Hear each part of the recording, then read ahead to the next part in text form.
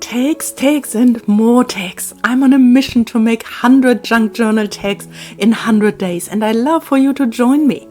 Today I'm starting with the first 5 using a super easy cutting trick you will really love. Come on, let's do this together.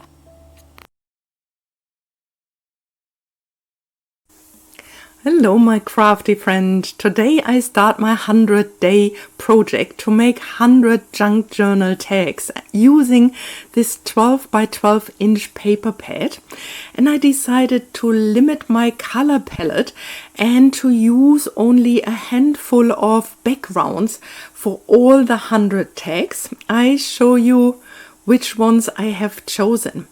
Later you will see how I use the entire 12 by 12 inch to cut out my tags. I am using 40 large tags. They will have a 3 by 6 inch and 60 smaller tags, 3 by 4 inch. And later I show you how I will cut them to size. I tried to stay in this very neutral color palette here.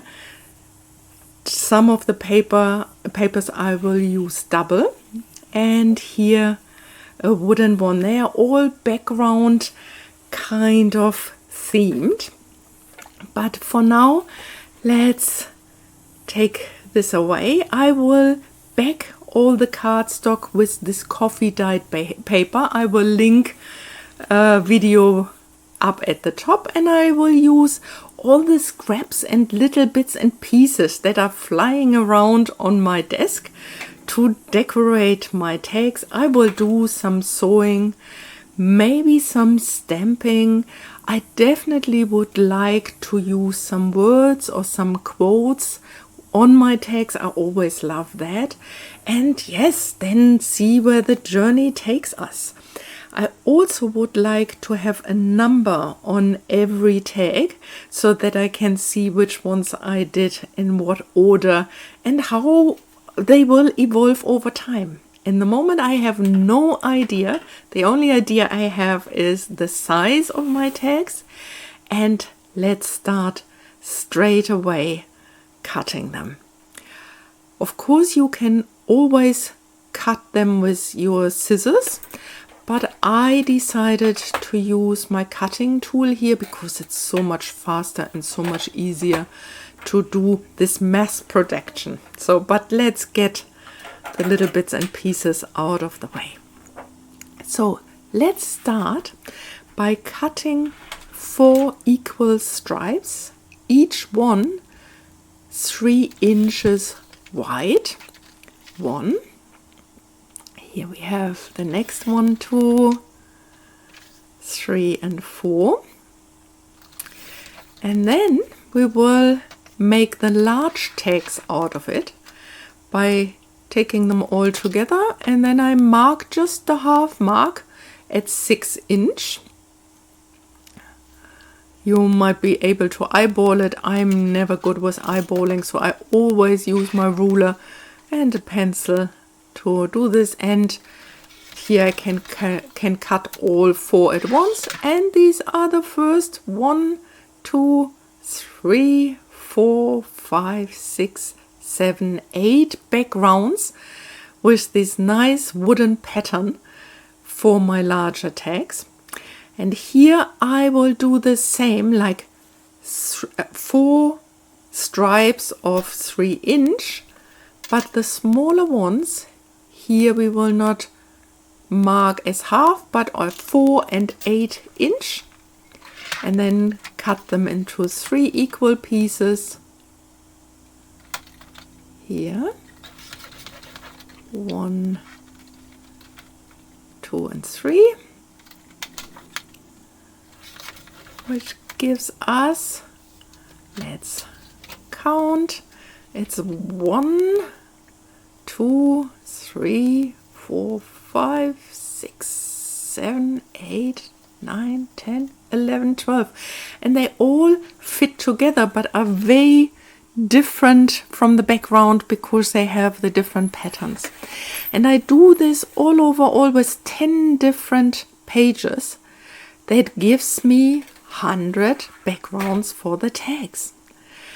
And for today I am using 5 of the large ones, but first here I show you the colors again step by step. With that one, the large ones I took straight and the other horizontal, and here you have the white ones. I only had one per sheet, and so I chose one for the small and one for the large. With these ones, the nice thing is that there is a shading in the paper. Can you see this here? So we have the darker shades and the lighter shades, but they are all matching nicely together. And you saw these ones before with the wooden background. So let's start with today's tag. We have 5 different backgrounds of the large ones, and I'm putting one on top of the other. It is very, very important that you hold them tight so that they are not moving around. They are all the same size, and you can again either use scissors or you can even tear them. I am using here my cutter and just randomly cut 5 pieces out of it. We have 5 different backgrounds, and this means we will use 5 different cuts. If we would have 3 different backgrounds, we would use 3 different cuts, but because we have 5, we make 5 different cuts. It's very important that you keep them all in line, because we will reassemble them later, and it's important that they are halfway the same way cut. Here, to make sure to push them all together, and then here. So let's start puzzling. So the goal is to make 5 different tags, and each tag containing each of the 5 different backgrounds. So I just started putting up the upper right triangle, and then started sorting the different background under each one. It felt very easy, but then when I came to the end, I realized that the upper left tag had one piece double. But then when I tried to resort it, I noticed that I don't know how to sort it so that each of them actually has 5 different backgrounds. So I thought, okay, maybe I did something wrong, and started again, 5 upper triangle corners, and then started to more carefully thinking about what would I like to do where. But again, I thought it would be easy. I remember that once I saw a video about it, and it looked pretty easy actually. And so, but when I continued sorting it, again, I ended up in this cul-de-sac of, like, I don't know how to have 5 different background in all of the 5 different tags. So what to do? I started again. I sorted or puzzled everyone in its original background, and thought, this way I might start with one background color and then go through it, like maybe start with the first one and then move it to the next and the next and the next, and then when I start with the next one, I already was the noticed here, like I'm running into trouble. So I went back and searched for the video, and thank you, Hither and Yon. I found your video. I will definitely link it below. And now I understood what I have to do. First, start with piece number 1 and lay them next to each other, all 5 in a row, piece number 1. And then when you have piece number 2, you start assembling or putting it out with tag number 2, like 1, 2, 3, 4, 5, tag number 2, and then 3, 4, I lost the little snippet here, 4, 5, and the last one goes back to tag number 1. And then when you start with piece number 3, you are starting at tag number 3, 4, 5, then 1 again and 2. So when you come to piece number 4, you start at tag number 4. Very easy. 4, 5, and then 1, 2, 3. Piece number 5 starts with tag number 5. 1, 2, 3, 4, and here we go. Like, if you know how to do this, it's actually pretty easy, but I really, without the help, I would not have been able to do this. So again, thank you so much to Hither and Yon. Now what I will do is I'm using my coffee dyed paper as the background for assembling my tags, but first I'm using my Distress Oxide ink to go around the corners or the sides here. I always like the look. It looks a little bit vintagey, but also helps the pieces to stand out from each other and to be separated from each other. I think it's a nice look. Here you can see it. And making a little bit of space to move everything up so that you can actually see properly, and I'm working in the middle. And then to use some glue stick, and I started the first one with putting the glue stick on my coffee dyed paper. I will put again a link up there to find how you can easily coffee dye your paper, and then started at the sides and at the corner. That helps me that I don't have to cut so much. Saves also a little bit of paper. And then start puzzling, fitting the pieces very tightly, closely next to each other, step by step, one after the other.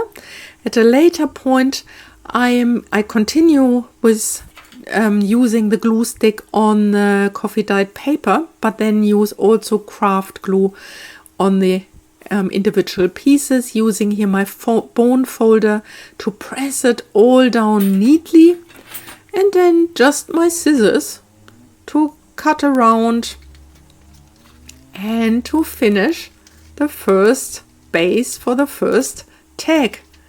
Actually really like it. I think it looks beautiful. It's a nice little start with all these backgrounds. I think I'm using my bone folder again to get out all the air bubbles from the back side so that it is really nicely attached. I don't want it to move around. And then I did a little bit of a mass production, like I glued all of them down one after the other, and here you can see that I used a little bit of my white craft glue to actually make sure every piece is nicely attached and is not coming off again. While assembling them and puzzling them, even if you have been very careful while cutting, the pieces are a little bit different to each other, and so if you puzzle them together, you might have the odd side that is a little bit off. Don't worry, you can see it here on the right, it's actually off quite a bit, but when you cut them down you can just straighten it out, and so it's not a big deal. And as I said before, you can use your scissors doing that, but when I did this and I was in the middle of it, I remembered my cutter and thought it would be so much easier actually to use my cutting tool to just zip, cut them all to size and correct all the little mistakes on the sides to make it all even. And after I've done it, again go around the outside with my Distress Oxide ink to make it all look finished and nicely. I really like that technique. It is I find it looks stunning, and every single tag is unique, but they fit nicely together. Now, before we cut the corners, we have to decide which side we would like to have up and which side we would like to have down. Do we have the same direction for everything? I think I would like to have 3 with the triangle in the upper right corner and 2 the opposite side. So it is adding a little bit of variety to this 5. And here you see my little tool that I have created. You have seen it, I think, many times before. It's just an old label that I had when I bought some clothing item, I guess. And I cut off the corners.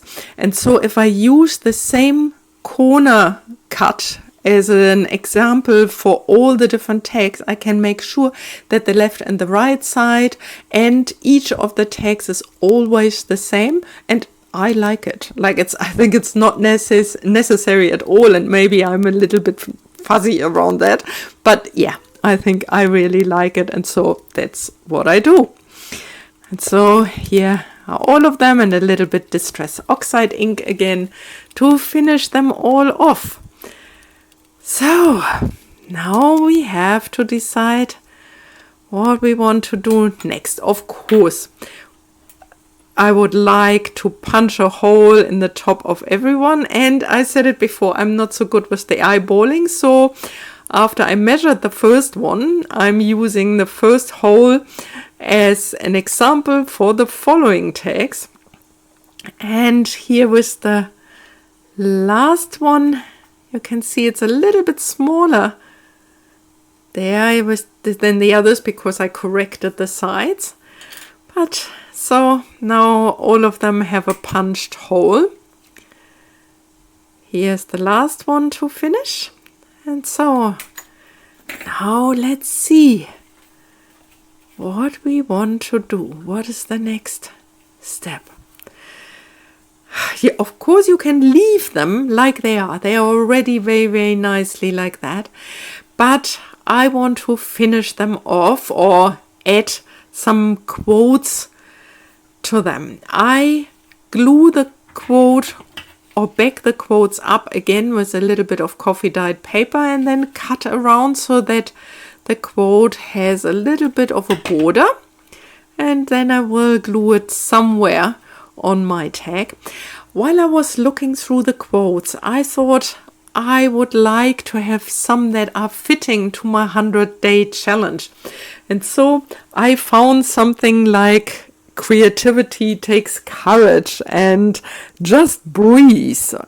To remember what seems ordinary is often the extraordinary. Embrace beautiful chaos and you are enough, because I find it can create quite a bit of pressure if you have a challenge like that to make 100 tags. And so these are the first 5, so it's a big challenge. And yeah, will they look nice? What will I do? So in the moment, I don't know. I will be inspired on the way, hope to learn a lot, to get better in my creative endeavor to make beautiful tags. And so yes, here I've finished all of them, and what I would like to do now is also doing some stamping. I am using archival ink in brown because I thought it is fitting to this more subdued color palette, and I used this number stamp. If I find where I got it from, I will link it down below in the description. They are all from one piece or from one sheet of stamps. There are 3 different ones on it. And so the 5th one is the last one in the row. And I think it's adding a nice difference to all of them while keeping them all in the same ballpark, more or less. Like they fit all nicely together while being very unique. And then finding a spot for every quote. Again, using my craft glue to glue paper on paper. And then I did some sewing around each and every one. And so, what is else left? Yes, of course, like the topper of them. And I find, because it looks rough, like this rough packaging band, I think it is adding a nice touch. I always need to remember that I need to start from the front of my tag to have this nice loop in the front. I so often forget this and come from the back first. So I have now 3 with this packaging band, and I think I would like to have 2 with the lace, but I have to think how. Like I can do a loop just like that, just one over the top and then sewing on top of it. But I have already the punched hole. Maybe I can just go through once and then go to the top like that and then sew on top of it. Yes, I like that. I like the open ends. I like that. I will do this on the last 2 of them. And then, of course, I could just glue them there, or I could make a knot there. It's, yeah, the creativity has no end. But I decided to sew on top of it and just to cut off the ends. My sewing machine has a little bit of a problem. It in between loses some stitches. I need to get it repaired, but because these are junk journal tags, I find it adds a little bit of extra when I'm sewing around. The straight stitches working nicely, but the zigzag ones, they have a little bit of a problem. And as I said in the beginning, I would like to number all of my tags. And I have this stencil here that I will use throughout the numbering. And I will use coffee dyed paper again.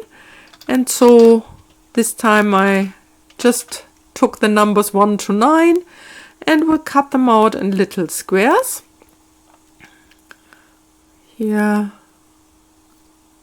each one for each card. I only need the first 5 in the moment.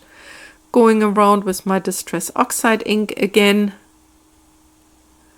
And so, let's see. Gluing them down, finding a spot. It's like the real finishing touch for all of the little tags. I hope you enjoyed yourself watching the start of this 100-day challenge. And I hope if you did, give me a thumbs up, subscribe if you want to see more of my videos. Let's do this journey together. I am really curious what will come out of it. I will use similar backgrounds, but I can already see that I would like to add colors or maybe even some pockets or some fold outs. Let's see what will come next. I hope to bring out a video at least once a week around it, if not a little bit more often. And to see where we go with that. For today we have to come to an end, but I will link the next video in this series up below, and I hope you come along. Until then, I wish you a wonderful day. Keep on crafting. Bye for now.